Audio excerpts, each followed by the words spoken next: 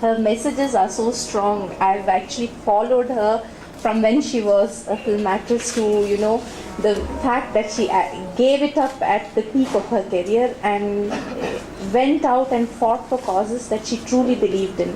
And I have a great admiration for her for that reason. I mean, she's just been one of those people who has not hesitated to give up what the world thinks is good and get on right from the scratch in promoting a cause which is close to her heart. And I'm hoping that we can have more partnerships in this women-centric approach towards getting empowerment of women. And I do think a small part of empowering women is the experience that they go through in their pregnancy. The experience of becoming mothers, I think, plays a big role in the empowerment that women feel.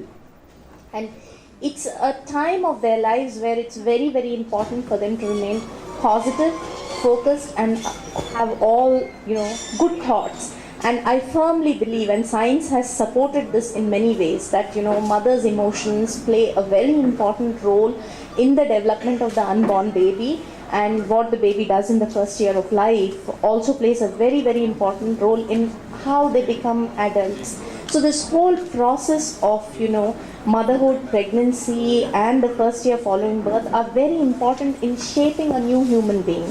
And to that extent, women need to feel really empowered. We've actually invited a lot of our mothers here to share their experiences. And just to start with, here's a little thing that I want to read out. The feeling of breastfeeding your child is the most comforting thing in the world. To see your child's satisfied face as he or she suckles is truly amazing. I started breastfeeding within an hour of my delivery, which helped me cope and overcome all the initial hiccups with great help from Dr. Shreya. I believe the key is to continue to patiently stick on with breastfeeding, and then it just becomes an easy breeze so that your child gets the most healthy, safe, and ever-ready food. This is a message from one of our mothers who couldn't be here today. And I really think it actually, in essence, captures what it means to breastfeed.